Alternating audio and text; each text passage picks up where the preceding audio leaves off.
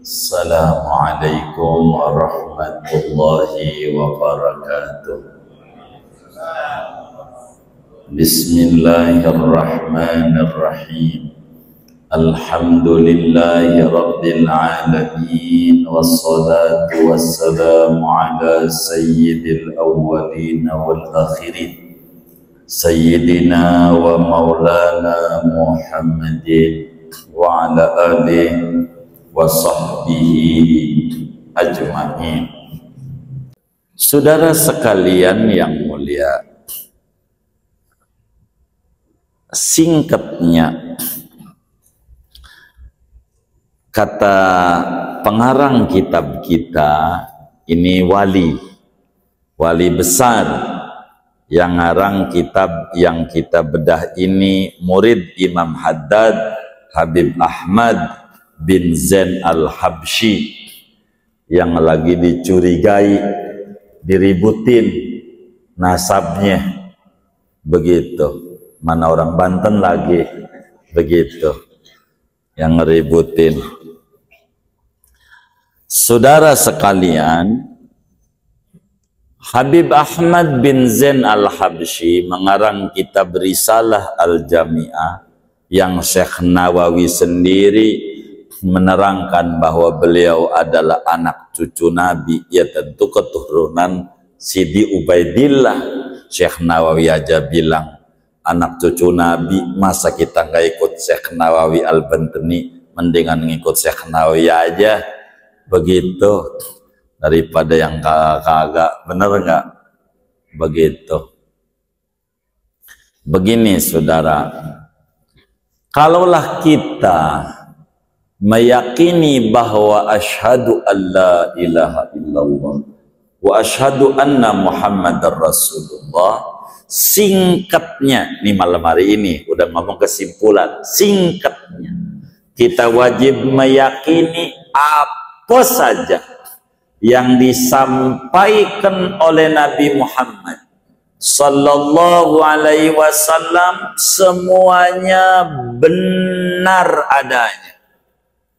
Itu singkat, baik sifat-sifat ketuhanan maupun sifat-sifat kenabian, sifat wajib Allah, mustahil Allah, jaiz Allah, wajib Rasul, mustahil Rasul, jaiz Rasul, maupun sam'iyat, perkara-perkara akhirat, dari mulai siksa kubur, soal kubur dan macam-macam kemarin itu semuanya benar adanya. Kata Habib Ahmad bin Zain al-Habsyi, singkatnya kita wajib yakin orang mukallaf yang umurnya 15 tahun ke atas, akalnya sehat, wajib tertanam dalam hati sanubari kita apa saja yang disampaikan oleh Nabi Muhammad sallallahu alaihi wasallam semuanya benar adanya, benar terjadinya, apa aja yang Nabi sampaikan, apa saja, termasuk kata Syekh Nawawi peristiwa Isra wal Mi'raj. Apa itu Isra? Secara bahasa, Isra itu artinya perjalanan malam. Secara bahasa, jalan malam. Bahasa. Mi'raj, naik. Asal maknanya alatul uruj, alat naik. Araja ya'ruju, ma'rajun, mi'rajun. Alatul uruj. Isra jalan, Mi'raj naik. Itu secara bahasa. Bila ada bapak-bapak malam dia jalan lalu naik ke ranjang, pastikan dia mau Isra Mi'raj menurut bahasa. Begitu. Malam ini mau Isra Mi'raj, ya silakan. Begitu. Itu namanya secara bahasa. Tapi yang namanya Isra adalah perjalanan malam yang dilakukan oleh Nabi besar Muhammad sallallahu alaihi wasallam dalam qaul masyhur pada malam Senin tanggal 27 bulan Rajab setahun sebelum hijrah ke Madinah, berangkat dari Mekah menuju Palestina. Bahasa Al-Quran minal masjidil haram ilal masjidil aqsa. Ini namanya Isra. Dan ini benar adanya. Dengan jasad dan ruhnya Nabi. Wajib kita yakini, wajib kita imani, wajib kita percayai. Bila kita tidak percaya terjadinya Isra pada Rasulullah sallallahu alaihi wasallam, maka detik itu juga kita keluar dari Islam. Kata Syekh Muhammad Amin Al-Qurdi dalam kitabnya Tanwirul Qulub, famunkiruhu kafir. Siapa yang kagak percaya Isra-nya Nabi, detik itu juga keluar dari Islam. Na'udzubillah min dzalik. Itu satu. Lalu apa itu Mi'raj? Dalam terminologi agama, Mi'raj artinya naiknya Rasulullah sallallahu alaihi wasallam pada malam itu juga. Pada malam itu juga, malam terjadinya Isra. Malam itu juga dengan jasad dan ruhnya melek, bukan ngimpi. Naik kemana? Menuju langit pertama. Berjumpa dengan Nabi Adam alaihissalam. Tadi itu sudah dibaca. Naik lagi langit kedua. Berjumpa dengan Nabi Isa dan Nabi Yahya alaihi wassalam. Naik lagi langit ketiga. Berjumpa dengan Nabi Yusuf alaihi salam.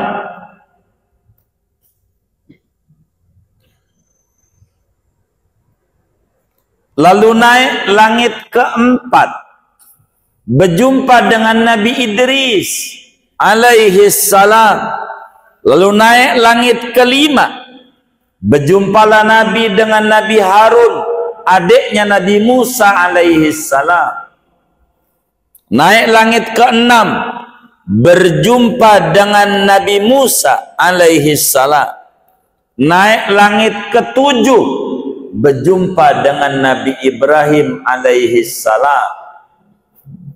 Naik lagi di luar langit, namanya Sidratul Muntaha, kedelapan. Begitu. Naik lagi ke Mustawa, 9. Sampailah ke Hadiratul Qudus, ke 10. Ini namanya Mi'raj. Namanya Mi'raj. Famunkiruhu laisa bikafir bal fasiq liinkarihi al ahaditsas sahihah al marwiyah an Rasulillah sallallahu alaihi wasallam. Siapa orang yang kagak percaya terjadinya Mi'raj, naiknya Nabi ke langit dengan jasad dan ruhnya, enggak percaya, maka kagak kafir.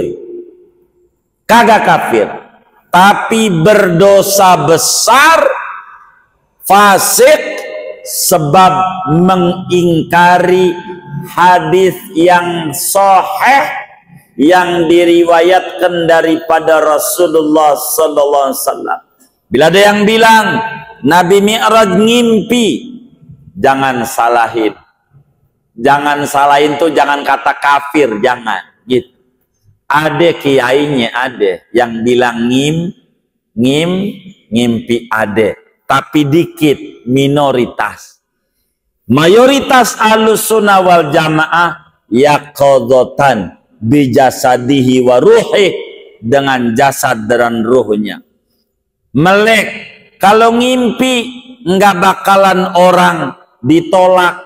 Ada orang, gua malam ngimpi jalan sama cewek gua ke Bali, biasa aja orang ngimpi. Gua ngimpi ke langit, ngimpi nggak bakal ditolak, ngimpi. Ini masalahnya nyata. Ini yang menjadi orang jadi pada murtad kala itu. Perjalanan Isra dari Mekah ke Palestina memerlukan waktu 2 bulan normalnya. Berangkat sebulan, pulang sebulan. Jalan dari bumi ke langit, jaraknya kata Ibnu Abbas 500 tahun.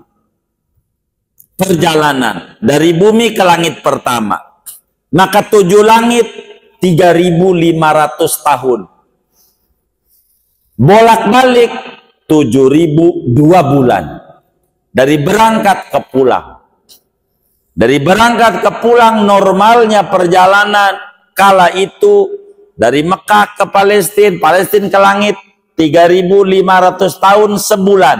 Turun lagi 3.500 tahun sebulan. Jadinya 7.000 2 bulan. Tapi bisa disingkat cuman 3-4 jam. Jadi teknologi jauh lebih hebat sudah ditunjukkan oleh Allah lewat Isra Mi'raj. Bila kita dari Mekah ke Madinah, bila kita normal pakai jalan kaki kudu seminggu, 8 hari perjalanan ke Madinah jalan kaki. Bila naik mobil 6 jam, naik kereta cepat yang Bang Bari pengen banget belum kesampaian nama saya, 2 jam, 2 jam. Kok singkat? Jauh lebih singkatan peristiwa Isra Mi'raj. Singkatnya, tidak ada seorang manusia pun yang mengadakan perjalanan jauh banget, namun cepat banget, selain perjalanan yang dilakukan oleh Nabi Yuna Muhammad sallallahu alaihi wasallam tentang Isra dan Mi'raj.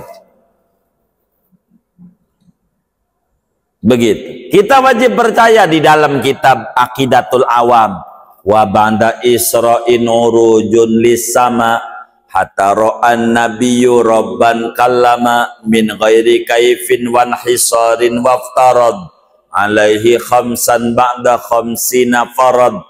Seorang muslim Ahlus Sunnah wal Jamaah wajib yakin seyakin-yakinnya terjadi peristiwa Isra wal Mi'raj pada pribadi Nabi besar Muhammad sallallahu alaihi wa alihi wasallam. Naik apa Nabi? Naik kendaraan namanya buraq. Apa tuh buraq? Nabi dongengin tuh tentang buraq. Kakinya 4. Kakinya 4. Buraq sedang ama himar, dia di atas, ama bigol dia di bawah. Sedang antara bigol dan himar.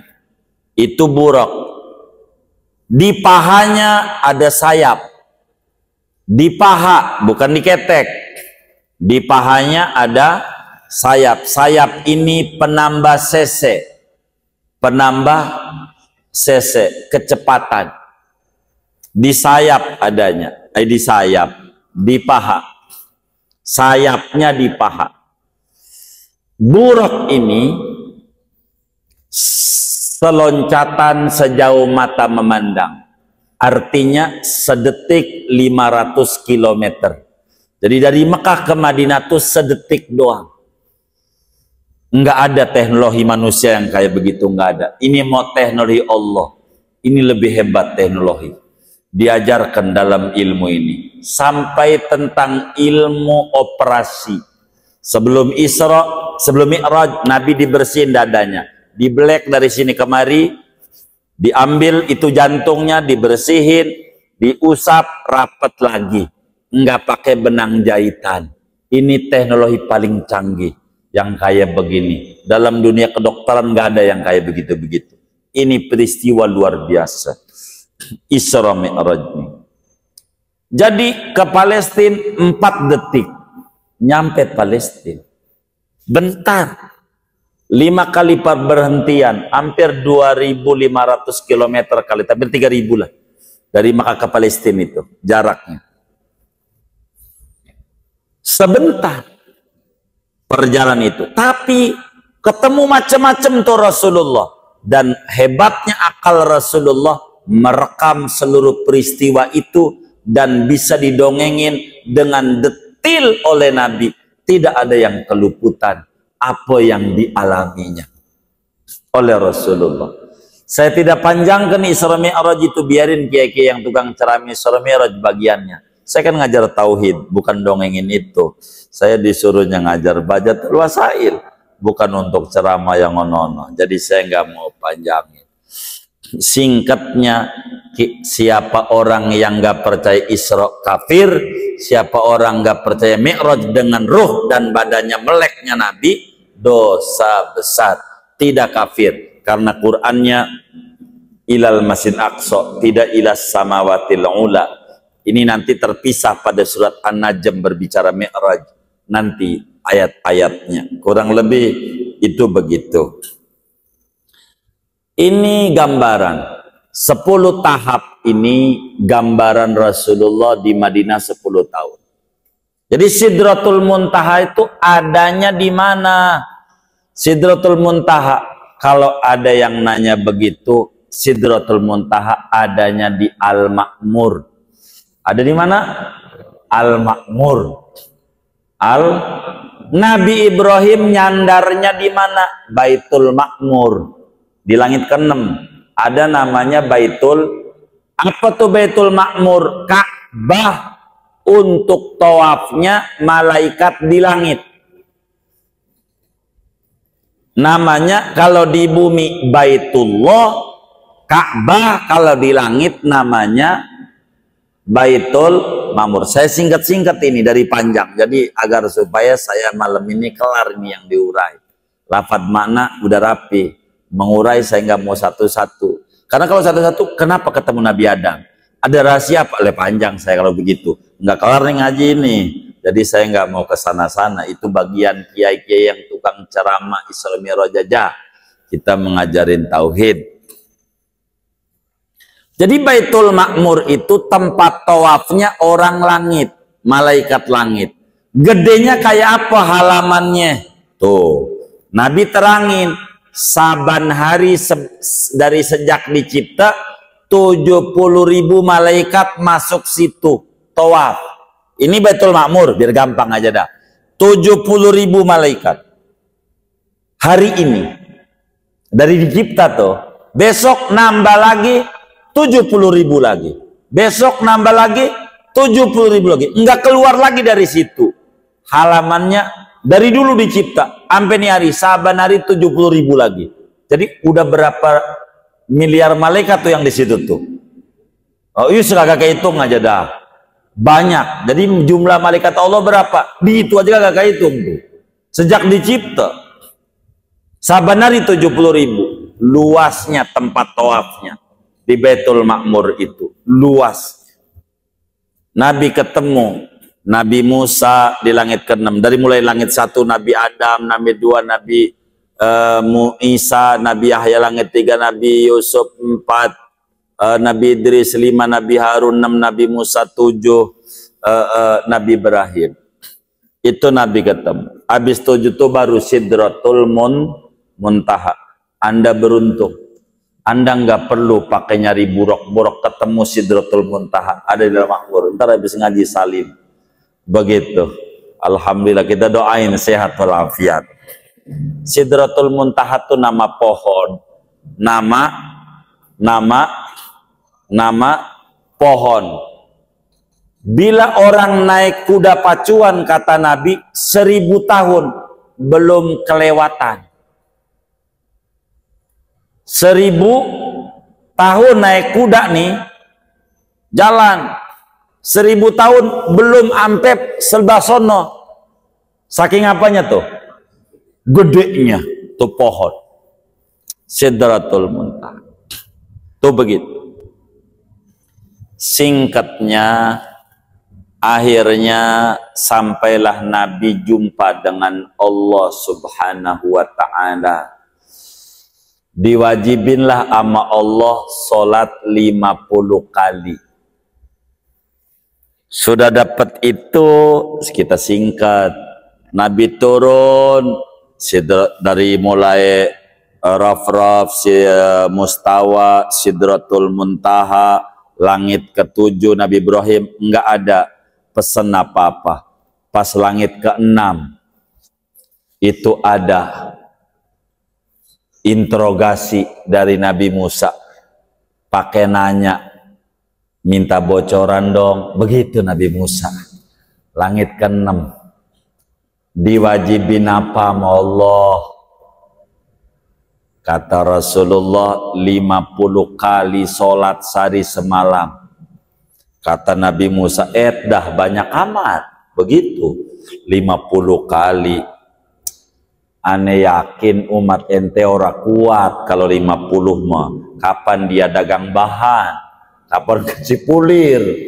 Kalau 50 mah kagak keburu. Kalau 50 kali mah ente minta diskon. Jadi diskon tuh dari dulu udah ada. Ente minta diskon dah. Nabi isyarat kepada Jibril. Jibril gimana? Penuhi aja usulannya. Begitu. Akhirnya mintalah sama Allah. Dapat korting 5. Jadinya 45. Balik sama Nabi Musa. Berapa? Di korting 5. 45. Banyak kan? Minta lagi. Turun, singkat aja dah, 40. Ngadu lagi berapa? 40 kali. Banyak kan? Gak kuat dah. Minta lagi. Minta. Jadi 40 ya. Jadi 35. Ampelah jadi 30. Ampelah jadi 25. Ampelah jadi 20. Ampelah jadi 15. Ampelah jadi 10. Ampelah jadi 5. Begitu 5. Nabi Musa nanya lagi. Begitu dari Muhammad, berapa? Di korting 5, jadi tinggal 5 waktu. Kata Nabi Musa, banyak kan? Anak udah coba tuh Bani Israel, suruh sholat 2 kali, pagi 2 rakaat, sore 2 rakaat. Orang kuat. Yang orangnya gede-gede keker, umatmu lembek, mana makannya bubur lagi, gitu, bubur Betawi kan lembek ya kan, begitu, enggak kuat dah 5. Nabi mikir, kalau 5 ngadu lagi hilang, orang dikurangin 5, nanti kalau maju lagi 5 dikurangi 5, 0. Enggak ada kewajiban. Enggak ada. Kata Nabi, insya Allah kuat. Kata Nabi Musa, baik, saya percaya dengan keyakinan Anda. Yang namanya umat Anda kuat 5 waktu. Bila enggak kuat, bukan umat Anda. Begitu. Nabi Musa 5. Saya mau terangin pada bagian ini saja. Kan kita udah nerangin Isra benar adanya, Mi'raj benar adanya. Ada satu lagi nih yang saya mau terangin. Kalau enggak, panjang saya nerangin. Saya mau nanya dulu. Waktu Nabi Muhammad lahir, tanggal 12 Rabiul Awal tahun gajah, Nabi Musa tuh masih hidup apa udah mati? Hah? Yang benar nih, waktu Nabi Muhammad lahir Nabi Musa tuh masih hidup apa udah mati? Iya, Nabi Musa. Iya, masih hidup atau udah mati? Udah mati. Baru mati atau udah lama? Lama. Lama doang apa lama banget? Lama banget. Itu waktu Nabi lahir. Sekarang waktu Nabi Isra Mi'raj, umurnya 52 tahun Nabi. Itu kan lahir. Waktu Nabi Isra Mi'raj tuh, Nabi Musa masih hidup apa udah mati? Saya mau tanya nih. Halo, nih mangap, nih ngerti apa kagak ya? Begitu. Nabi Musa masih hidup atau udah mati? Mati. Baru mati udah lama. Lama banget. Ini sholat 50 kali sehari semalam jadi 5. Usulan orang hidup apa usulan orang mati? Saya mau tanya nih, usulan orang hidup, usulan orang mati? Orang mati. Karena Nabi Musa udah mati udah lama. Bener nggak? Gitu. Yang saya mau tanya, ini pertanyaannya, karena ini akidah Ahlussunnah wal Jamaah. Apakah orang mati itu bisa nolongin orang hidup? Gitu. Apakah orang udah mati itu bisa nolongin orang hidup apa kagak?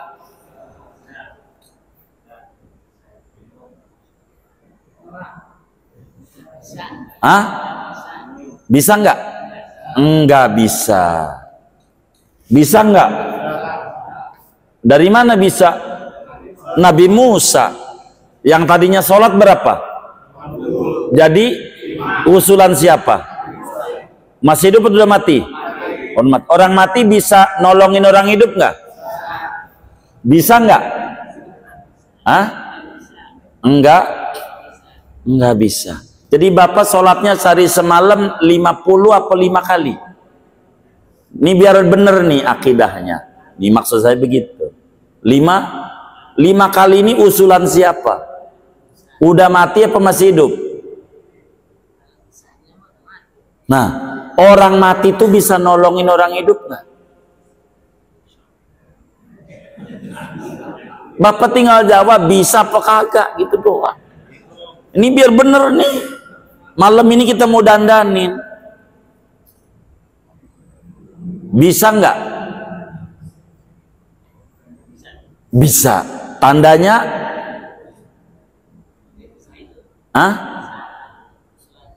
Baik. Namanya akidahnya udah sunni Bapak kita. Biar bener nih akidah kita. Begitu. Kita jangan mau diracunin orang yang kagak. Orang udah wafat itu bila orang soleh bisa nolongin kita. Begitu. Nih akidah Ahlussunnah wal Jamaah nih. Bagian ini yang saya mau terangin. Kalau seluruhnya bisa sampai pagi nih gak kelar-kelar saya. Bila orang soleh walaupun udah mati bisa nolongin orang hidup. Dalilnya lah Bukhari Muslim, Nabi Musa 50 jadi usulan orang Nabi Musa yang bukan baru mati tapi udah, bukan lama doang tapi banget. Orang soleh bisa nolongin orang hidup. Begitu. Maka lihat tuh wali-wali songo. Ya Allah, belubet dapat duit gara-gara disewa orang Al-Ma'mur Zara wali songo. Walinya udah mati, yang dagang di Tuban, kuliah di UGM anaknya jadi sarjono, orang udah mati masih bisa ngasih makan. Lah kita masih hidup bingung bayar sekolah anak. Ada masalah pada kita. Orang udah wafat itu kalau orang soleh bisa nolongin. Maka ziarah sama orang soleh, jangan kagak. Begitu akidah Ahlussunnah wal Jamaah ziarah. Man zara aliman faka'anna mazarani wa man zarani wajabat lahu syafaati. Siapa yang ziarah sama orang soleh, orang alim, hidup atau mati, sama dengan jarah kepadaku. Kata Nabi, siapa yang jarah kepadaku berhak mendapatkan syafaatku. Maknanya, siapa yang ziarah ke orang alim, dia dapat syafaat dariku. Hidupnya makin berkah. Yang dagang aja berkah di situ doang. Jarah juga kagak, dagang doang. Begitu dagang aqua dong, dagang aqua sama jagain sendal. Bener nggak? Begitu hidup berkat wali. Begitu udah matinya, kalau Allah ngasih rahmat kayak begitu. Nih akidah Ahlussunnah wal Jamaah tuh begitu. Jangan dikata ngapain ziarah ama wali songo, ngapain. Yang ziarah wali songo itu orang mengerti ajaran agama. Yang nyalahin itu pangkatnya wali, yang nyalahin ziarah wali songo tuh namanya wali songong. Apaan? Kagak ngaji Bahjatul Wasail, kagak ngaji, bisanya nyalahin mulu, nyalahin. Nih kita udah ngaji tuh 50 jadi berapa? 5. Berkat usulan orang udah mati. Nabi Musa. Begitu. Bermanfaat buat kita. Orang soleh tuh bermanfaat. Begitu, bermanfaat. Orang Arab aja tuh, ya Allah, berapa dapat devisa? Yang kadang devisa aja keliru tuh. Devisa. Begitu, dapat duit karena ada Nabi. Begitu, benar enggak? Innallaha subhanahu wa ta'ala qad haramal ardo an ta'kula ajsadal anbiya. Allah itu haramkan bumi untuk menelan jasadnya para nabi. Ngancur, hidup. Para nabi orang soleh tuh hidup di kuburannya, hidup hayatan barzakhiyatan. Begitu. Maka Nabi Musa alaihissalam waktu Nabi Isra, Nabi riwayatkan dalam hadis yang sahih, kutemu Musa di kuburannya lagi sholat. Waktu Isra, waktu naik langit, ada di langit lagi. Langit ke-6. Tuh, ruh kalau udah wafat gampang pindah-pindahnya. Tapi kalau masih di badan sulit karena terikat oleh syariat, terikat oleh ruang dan waktu. Ruh tuh begitu. Singkatnya, apa saja yang Nabi sampaikan wajib kita imani. Maka adalah buat para nabi namanya mukjizat, buat para wali namanya karomah. Dan karomah tidak akan keluar daripada mukjizat. Setinggi-tingginya wali tetap saja kudu ngejalanin syariat. Jangan kagum sama orang punya kelebihan bila tidak ibadah. Ada orang bisa terbang, wih hebat. Kagak, burung kagak sholat bisa terbang. Ada yang bisa jalan di air, kagak hebat. Kodok bisa kodok. Bisa ngilang setan habis ngagoda orang kreo, ngagoda orang doli. Bisa cepet banget. Biasa. Yang kita kagum sama orang yang rajin ngaji, rajin ibadah, kagumin tuh yang kayak begitu. Yang menapaki jalan Nabi Muhammad, kagumin. Kagum yang kayak begitu. Ada teman kita daun jadi duit, kagum. Allah, di kampung ana di Serang banyak orang kampung tuh ambil daun pisang bawa ke pasar jadi duit. Bener nggak? Ya kayak begitu. Oh bener loh temen gue daun dilinting-linting jadi 50.000. Bohong. Kalau dia bisa di kamar aja, ngapa diunjukin sama orang? Bikin aja duit, beli mobil, di rumah di Pondok Indah, kontrakan banyak di Kreo kalau dia bisa. Untuk lihatnya kudu bayar, itu mananya kagak punya duit dia. Kan begitu. Kita jangan kagum yang kayak begitu-gitu. Kagum orang demen ratiban, demen ziarah ke orang soleh, demen ngaji, demen tahajud, demen baca dalail. Kagumin tuh yang kayak begitu tuh. Baca sholawat begitu, mau nariahan kayak namanya, mau tijaniyah, sholat fatih. Kagum, baru kagum kalau yang demen ibadah. Yang kayak begitu mah kecil. Yang kayak begitu nggak usah dikagumi. Yang kayak begitu zikir ibadah baru kagum, karena wali itu syaratnya dua, ala inna awliya Allah la khaufun alaihim walahum yahzanun alladzina amanu wa kanu yattaqun. Kudu beriman, kudu bertakwa. Kalau nggak ada ini jangan percaya. Begitu, kagak percaya. Ada orang ngaku wali, paling wali murid, begitu aja. Jangan kagum yang kayak begitu mah. Jangan kagum. Ibadah enggak, kagak ibadah, jangan percaya. Katanya hebat, kagak. Dia bisa nebak, ya Allah, yang kayak begitu pun orang pintar, gua juga bisa. Itu yang kayak begitu kagumin. Ada mbah nih, kata dia. Gua datang sama dia, gua nanya, kata si mbah merem-merem. Kamu ini ada yang benci. Wih, tahu aja si mbah ini, tahu aja. Kata kita, bah, siapa bah, siapa? Merem lagi si mbah. Bukan orang jauh. Wah, yang dagang depan toko saya ini, di Cipulirnya ini, depan saya ini. Bah, namanya siapa? Merem lagi. Takut fitnah. Begitu.